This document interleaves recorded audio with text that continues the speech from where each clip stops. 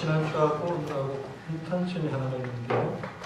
제가 설교 부문을 정하고 설교 제목을 정한 거하고 찬양대가 곡을 정한 게 지금 계속해서 2주 연속 매치가 지금 되고 있다는 거, 굉장히 이건 하나님의 은혜라고 생각하는데요. 할렐루야 찬양대에서 다시 한번 박수를. 성도님들 만나보면 대체적으로 사람들이 다 참 복이 있는 사람이다라고 하는데, 가끔씩 만나보면 목사님 나는 복과 거리가 먼 사람 같아요 라고 얘기하는 사람이 있습니다. 예수 믿는데 건강이 별로 안 좋아요. 예수 믿어도 돈이 잘 안 벌려져요. 예수 믿어도 마음이 안 편해요 라고 하는 그런 성도들이 있습니다. 예수를 믿으면 돈이 좀 벌려지고, 예수 믿으면 건강하고, 예수만 평안할 줄 알고 예수를 믿었는데 그게 안 되니까 나 예수 믿어도 복이 안 따라오는 것 같아요 라고 얘기하는 사람이 있습니다. 예수 믿고 그런 복을 받는데, 기도하고 있는데 왜 그런 복이 안 오냐라고 생각하는 사람들이 왜 그런 사람이 가끔씩 있냐고 했을 때, 우리 한국에 기독교가 들어온 지 한 130여 년간 좀 지났는데, 130년 전만 해도 우리나라는 유교가 정신세계를 지배를 했지 않습니까? 그러니까 유교적인 생각이 그대로 머릿속에 있는데, 아직도 생각은 유교가 있고 한쪽에 기독교가 들어갔는데, 내 생각이나 삶을 지금 기독교적인 사고로 움직이는 게 아니라 유교적인 사고가 지금 그 머릿속에 들어있고 행동하다 보니까 예수 믿어도 난 복 못 받은 사람 같습니다 라고 얘기하는데, 이유가 뭐냐면 공자가 체계한 서경에 보면 우리가 잘 아는 오곡이 나옵니다. 아마 오곡은 여러분이 잘 아는데, 첫 번째가 수입니다. 장수하는 거 복이다라고 하고요. 두 번째가 부입니다. 부유하고 풍족하게 사는 걸 복이라고 했고, 세 번째가 강령이라고 했는데 몸이 건강하고 마음이 평안한 것, 강령이 복이라고 했고요. 네 번째가 유호덕이라는 걸 썼는데 덕을 좋아한다는 뜻입니다. 그래서 덕을 좋아한다는 뜻으로 이웃과 다른 사람의 봉사를 하는 게 복이다라고 했고, 다섯 번째가 고종명입니다. 그러니까 제 명대로 살다가 타지에서 죽지 않고 집에 돌아와서 죽는 것을 고정명이다라고 얘기를 하는데, 이게 그동안 우리 조상들의 생각에 복은 뭐냐 오래 사는 거다, 복은 뭐냐 잘 사는 거다, 복은 뭐냐 평안히 사는 거다, 복은 뭐냐라고 했을 때, 복은 우리가 이 땅을 제 수명을 놓고 집에 와서 죽는 것을 복이다라고 생각하는데, 이런 복이 머릿속에 있는데 기독교적인 사고를 딱 갖다 대니까, 예수를 믿으면서 이런 유교적인 사고가 있는 사람들은 내가 조금만 힘들면, 돈이 없고 조금만 가정에 어려움이 있으면 나는 복 못 받은 사람이다 라고 얘기하는 거예요. 만약에 우리 성도 가운데 이런 생각을 있는 사람들은 좀 머리를 정리를 할 필요가 있는데요. 공자가 체계한 서경을 버려야 됩니다. 이 서경 속에 오복이 나오는데, 공자가 체계한 서경은 버리고 하나님의 말씀하신 성경을 여러분의 머릿속에 집어넣고 성경 말씀대로 살아가시길 바랍니다. 성경은 버릴 거고 성경은 우리가 취할 거다라고 하는데요. 성경 말씀에 복 있는 사람은 이렇게 얘기한 부분이 나옵니다.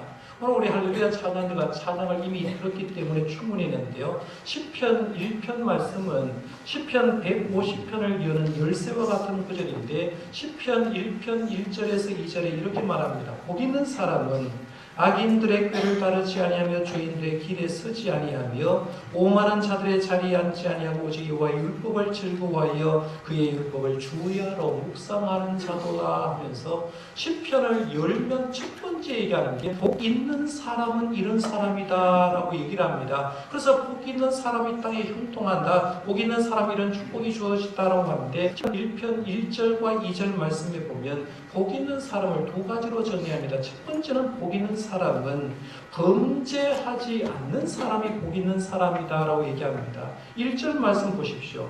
복 있는 사람은 악인들의 꾀를 따르지 아니하며 죄인들의 길에 서지 아니하며 오만한 자들의 자리에 앉지 아니하고 라고 얘기를 하면서, 복 있는 사람은 범죄하지 않는 사람이 복 있는 사람이라고 얘기하고요. 두 번째 복 있는 사람은 누구냐? 율법을 사랑하는 사람이 복이 있다고 해서 2절 말씀에 보면 오직 여호와의 율법을 즐거워하며 그의 율법을 주야로 묵상하는 자로다 라고 했어요. 그동안 복은 오복 중에 걸려요. 그런데 성경 말씀에 보면 오복은 세상적인 것과 이 세상의 육신적인 거로 하면 성경에 말하는 복은 영적인 것이고 하나님과 관련된 것이라는 걸 보게 됩니다. 복의 차원이 다르다는 거예요.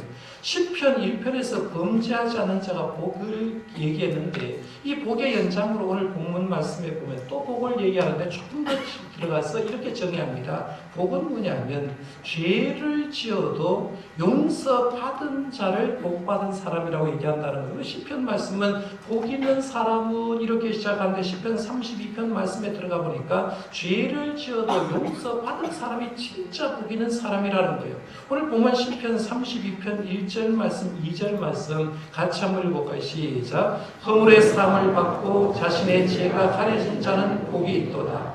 마음에 간삼이 없고 여호와께 정죄를 당하지 아니하는 자는 복이 있도다. 해서 제가 빨간 글씨로 복복을 두 개 썼는데 죄 사함을 받은 자가 복이 있고 죄가 가려진 사람이 복이 있다라고 했어요. 이 말을 누가 했습니까? 이 말을 한 사람이 누구죠? 표제를 보십시오. 오늘 시편 누구 얘기했어요? 다윗이 얘기했어요. 다윗이 시편 표제에 보면 다윗의 마스길에서 이 마스길이라는 말 뜻은 교훈이라는 뜻입니다. 다윗이 당시대 사람들과 후대 사람에게 교훈하기 위해서 이 시를 썼는데 이 시를 통해서 다윗은 지금 뭘 얘기하느냐면 다윗이 언젠가는 큰 죄를 한번 지었어요. 죄 때문에 굉장히 괴로워한 적도 있습니다. 그리고 죄 때문에 괴로워하는 세월 보내다가 하나님 앞에 회개하고 용서함을 받은 그 경험을 토대로 해서 시를 쓰는데 바로 그 시가 오늘 본 시죠. 그래서 이 시에서 지금 얘기한 게 뭐냐면 죄를 지어도 용서받은 사람이 이 세상에는 가장 복받은 사람이다라고 했는데요. 여기 다윗을 일명 하나님의 마음에 합한 사람이라고 얘기합니다. 하나님의 마음에 맞는 사람 다윗이 언제 큰 죄를 지었느냐? 아마 우리 교회 조금 다 다닌 사람들은 다 아는데요. 다윗이 이제 왕위에 오르고 먹고 살만했을 때 자기의 눈에 누가 보였느냐 하면 목욕하고 있는 바세바가 보였지 않습니까? 바세바를 결국에는 구원하게 되고 그 죄를 은폐하기 위해서 바세바의 남편 우리아를 의도적으로 죽이는 죄를 지었습니다. 그러니까 죄명은 두 가지죠. 하나는 간음죄를 지었고 또 하나는 살인죄를 지었습니다.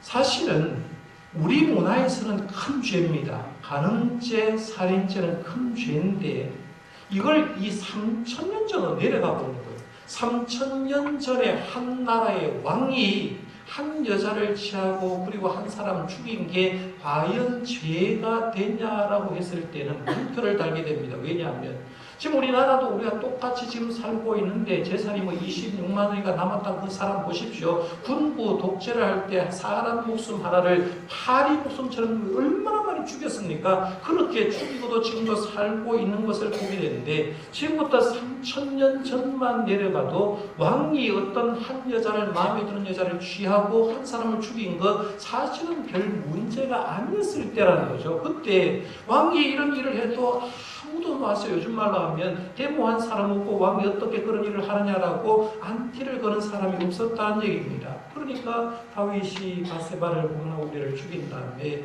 1년 세월을 그냥 그대로 지나는 겁니다. 1년 세월이 지나도 아무도 누가 다윗에게 죄 지었다고 고발하는 사람이 없는데 아마 1년 세월 지나면서 이 정도로 모든 것이 묻혀가나라고 생각될 때에 하나님의 종이었던 나단 선지자가 다윗을 찾아왔습니다. 그러면서 이야기를 합니다. 왕이시여, 제가 이야기 하나 해드릴게요.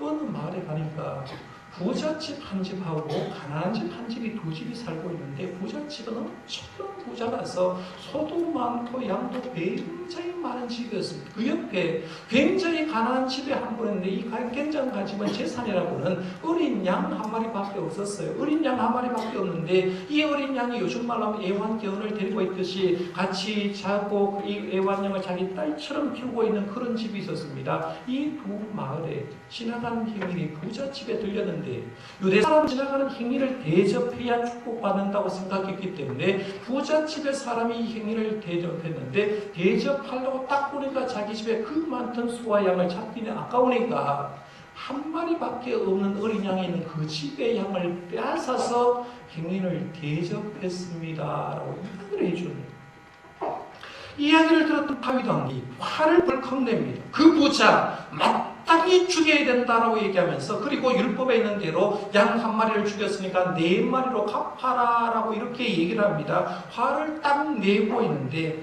나단 선지자가 다윗 왕에게 증명을 얘기합니다.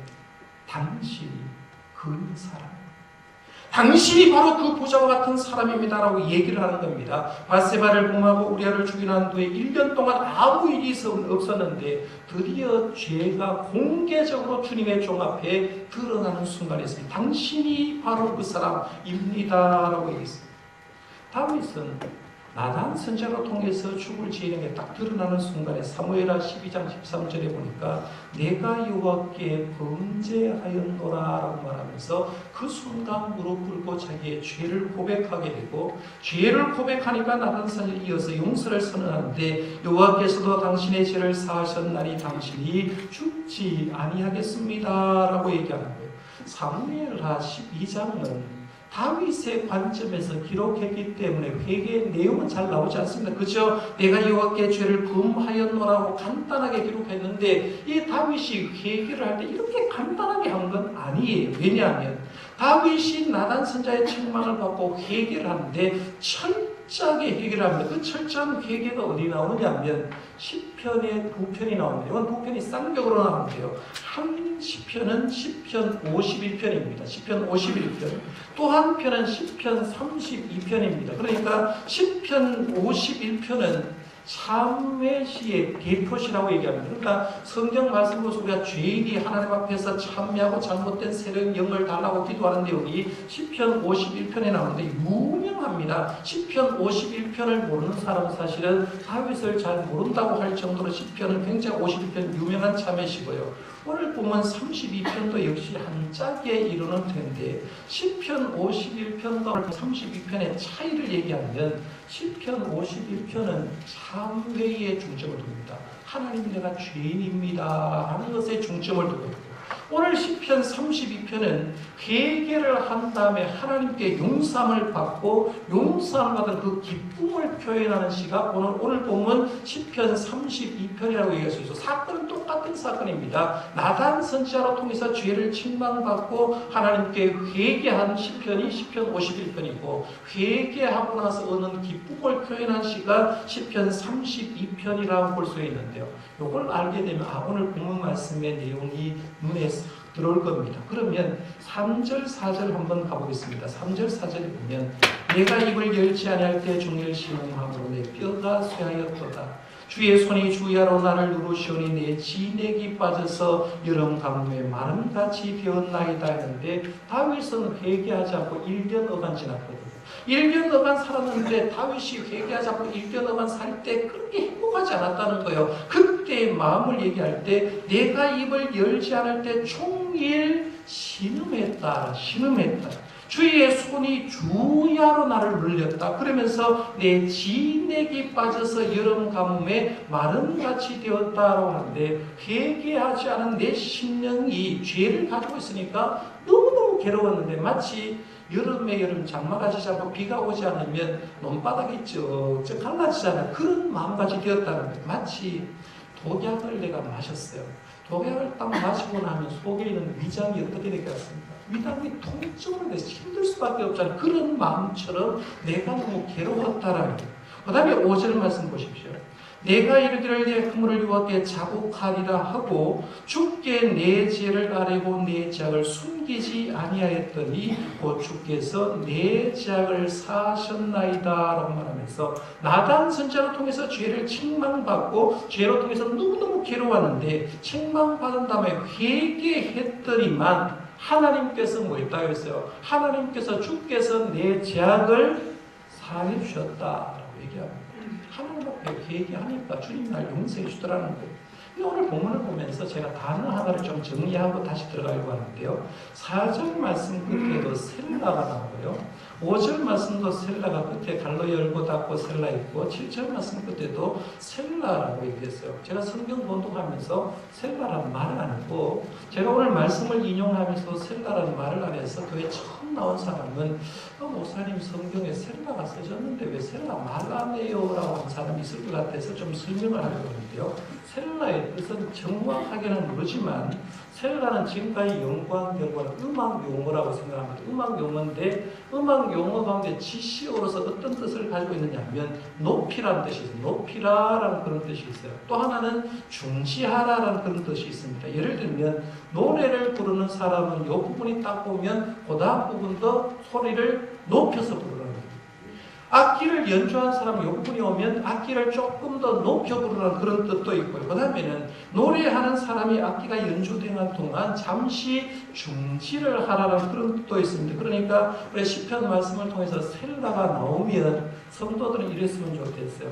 셀라를 말하기 전에 마음을 가다듬고 다음 구절이 더 좋은 말씀, 더 의미 있는 말씀이 나온다고 생각해서 마음을 가다듬고 이 말씀을 보라는 의미로 셀라를 받아들이면 충분히 그 의미라고 생각할 수가 있는데 그래서 성경 말씀 어떤 걸 보다 보면 시편 가운데 셀라가 나오는데 그 셀라는 말을 하는 게 아니라 마음을 가다듬고 음을 높이고 악보를 가운데 음을 조율하고 이런 뜻도 있고요. 중지하는 뜻도 있다는 거 그 정도만 좀 아시면 좋겠습니다.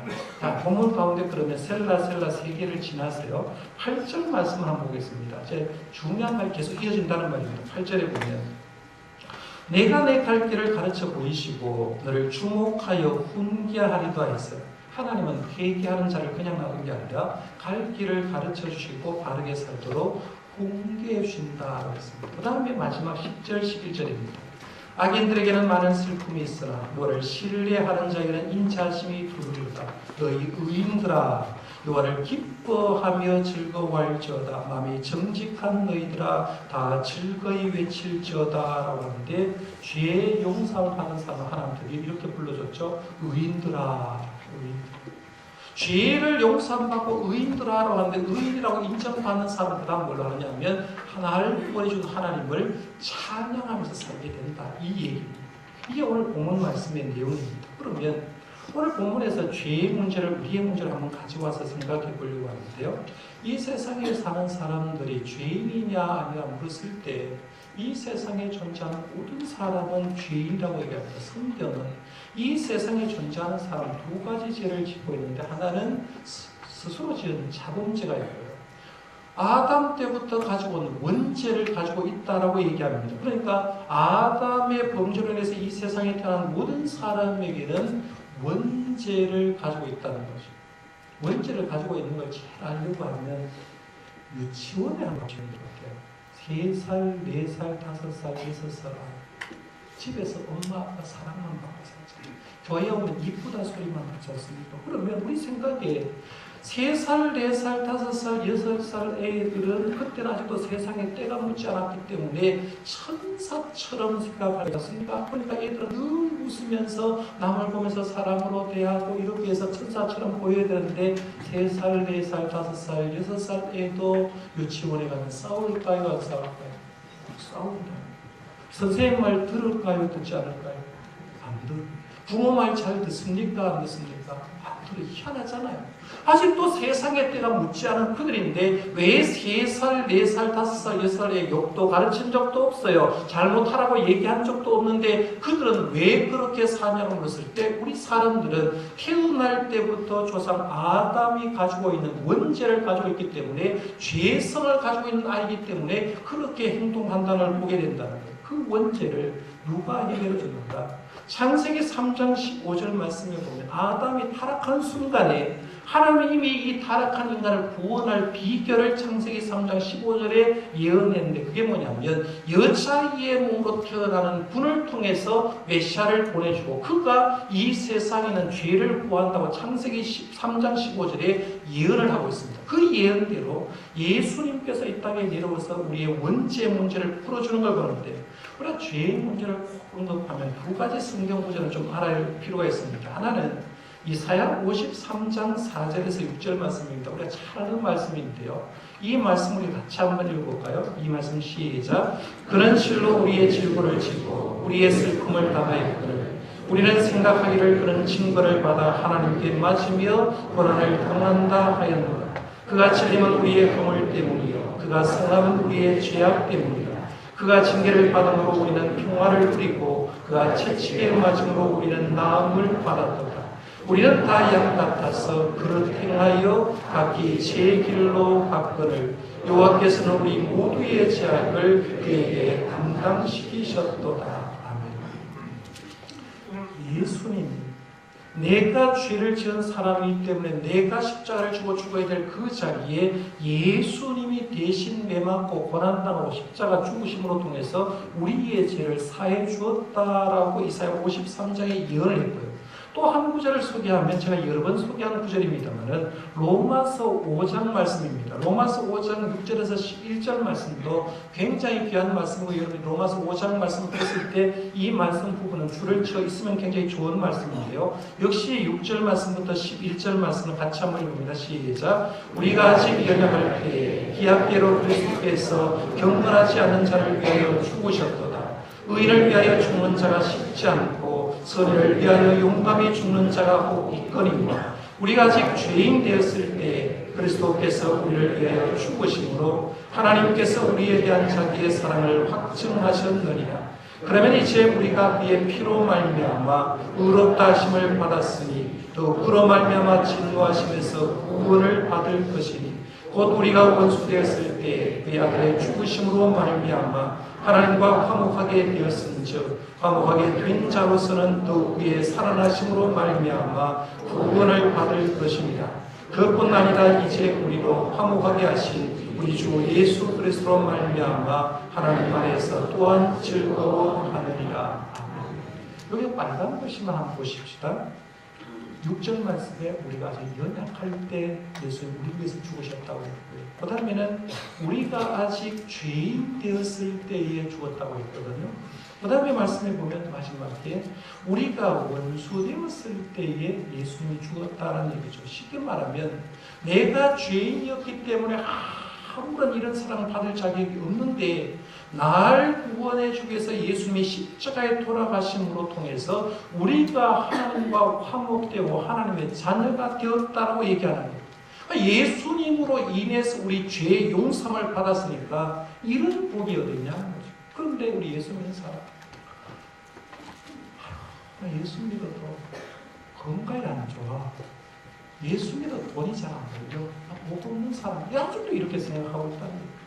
예수님이 내 죄를 대신해서 희생하시고 내가 예수님 안에서 화목한 하나님의 자녀가 되고 죄의 용서받은 이 큰 복을 받으면서도 불구하고 아직도 성경에 의한 오복을 생각하고 살고 있는 성도들이 많아요. 문제는 우리가 아담으로부터 태어난 이 세상의 모든 사람들은 우리의 원죄 문제는 예수님의 십자가 보혈로 용서받음을 믿으시길 바랍니다.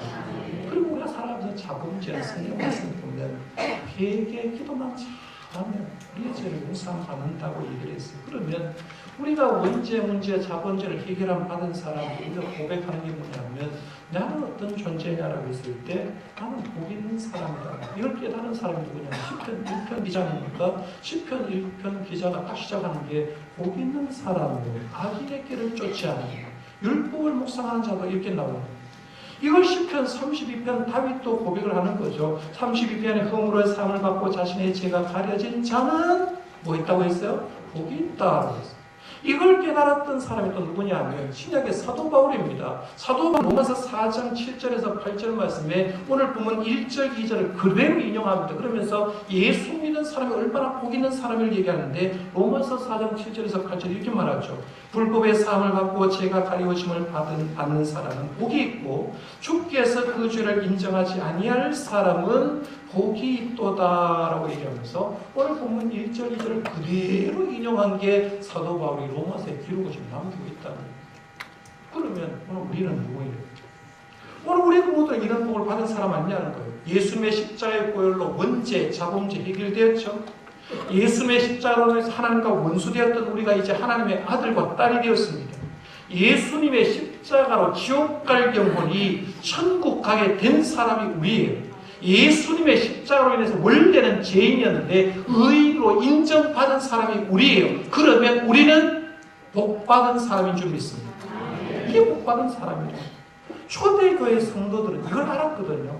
그들의 환경이 어려워도 내가 어떤 존재냐, 나는 예수님의 보혈 안에 사는 사람이고 예수님의 사랑 안에 사는 사람이기 때문에 어떤 환경이 와도 흔들리지 않았습니다. 그게 로마서 8장에 나옵니다. 로마서 8장 35절에서 39절 말씀도 같이 한번 읽어볼까요? 시작. 누가 우리를 그리스도의 사랑에서 끊으리요? 환난이나 공고나 박해나 기근이나 적신이나 위험이나 칼이라. 기록된 바 우리가 종일 주를 위하여 죽임을 당하게 되며 도살당할 양같이 여김을 받았나이다 함과 같으니라. 그러나 이 모든 일에 우리를 사랑하신 이로 말미암아 우리가 넉넉히 이기느니라.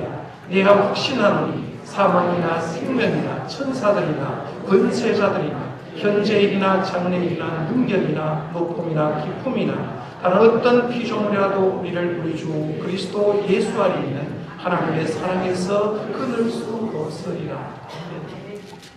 우리는 예수님의 사랑을 이렇게 받고 사는 복받은 사람이기 때문에 초대교회 성도는 어떤 상황에도 자신있게 우리는 복받은 사람이다라면서 승리하고 살았다는 것.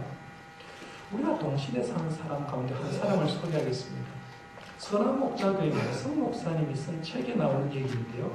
유기성 목사님의 장모 얘기입니다.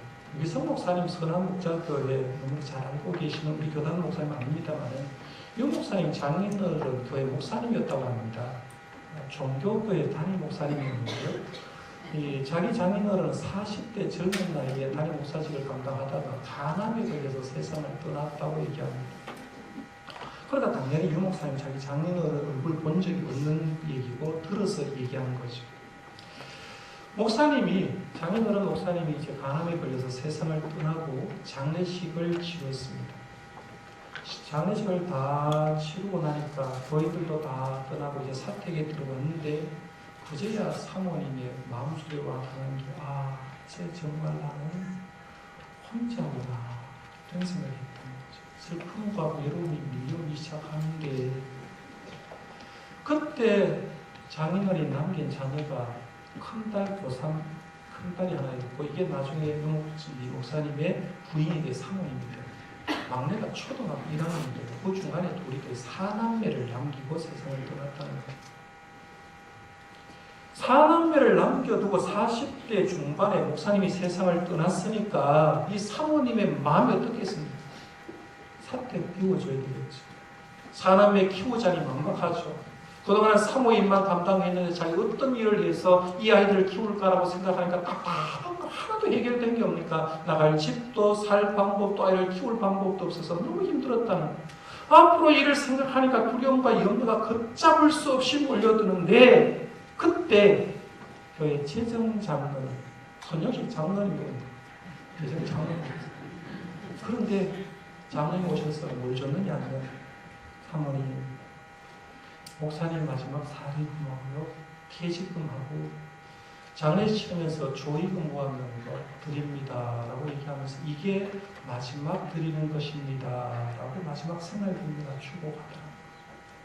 봉투 하나를 놓고 가는데 그 밤에 안 그래도 힘든데 마지막 봉투라고 내미는 걸 보면서 밤새도록 울었다는 겁니다. 밤새도록 펑펑 울면서 하나님 어떻게 하면 좋습니까? 우리 어디 가서 살아야 됩니까? 사람이 어떻게 키워야 됩니까? 너무 힘들다고 그렇게 막 하나님께 기도를 하는데 갑자기 이런 생각이 들더라고요.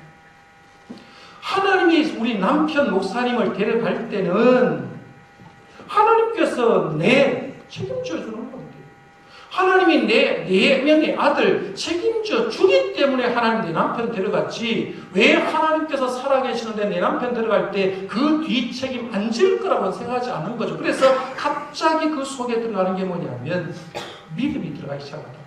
믿음의 역사가 들어가는데 갑자기 들어가니까 슬픔과 두려움의 기도가 감사의 기도로 바뀌는데 이런 기도를 했다. 하나님 감사합니다. 하나님 다 책임져 준다니까 너무나 감사합니다. 내 먹을 거 책임져 주는 거 감사하고 내 자녀 키워준다고 생각하니까 너무나 감사합니다. 저는 걱정하지 않겠습니다. 라고 기도가 바뀌기 시작했다. 그렇게 밤새도록 어두운데 기도하다가 어느 저 새벽 기도 시간 좀 뒤에 가지고 새벽 기도 가려고 방에 불을 딱 켰는데 봉투가 하나 보이는 거죠. 그 봉투 아까 얘기했던 사례금, 개식금, 조익금 모아놓은 봉투. 사모님 그걸 열어보지도 않고 하나님이 나와 내 자녀를 키워준다는 믿음이 딱 들어가는 순간에 저거 필요 없다고 생각하고 그날 새벽에 가서 그 봉투를 얼마 들었는지도 모른 채 강대상에 그대로 헌금했다. 그 글을 제가 읽어봤습니다. 그런데 이런 믿음이 어디서 나왔을까요? 예수님께서 나를 위해서 십자가에 돌아가셨다는 걸 분명히 믿는 사람에게는 이런 역사가 일어납니다. 왜냐하면 주님이 내 죄 문제도 해결했는데 내 생활 문제 해결하지 않을까 하고 믿는 믿음이 있었으니까 그 문제가 해결하고 그 사모님 고삼 아이가 커서 그 목사님이 부인이 되고 지금 한국교회를 인도하는 훌륭한 사모님으로 사역하고 있다는 일. 어떤 역경과 환난이 와도 우리 하나님의 사람들은 내가 살아갈 때 하나님이 책임져 주는 줄 믿으시기를 바랍니다. 왜냐하면 나는 이미 하나님께 복받은 사람이기 때문에 그렇다는. 자, 이제 마지막으로 성도님께 질문을 할 테니까요. 마음속에 있는 대로 답하십시오. 여러분은 복받은 사람입니까? 예수 믿으면서 건강 좀 안 좋다고요. 돈 조금 없다고요. 예수 믿어도 왜 복이 없냐? 이거는 유교적인 생각이라니까요. 진짜 복은 하나님 앞에서 죄의 용서를 받고 지옥 갈 영혼이 하나님의 사람 되고 천국 가는 이 복, 이 영적인 복은 세상 어떤 것도 비교할 수 없는 복인 줄 저는 믿습니다. 이제 여러분 좀 어려워도요. 힘들어도 누구를 만날 때 내 환경이 어려운 사람에게도 그래도 자신 있게 고백하는 나는 복받은 사람입니다. 고백하고 살아가는 저와 여러분들 되시기를 바랍니다. 기도하겠습니다.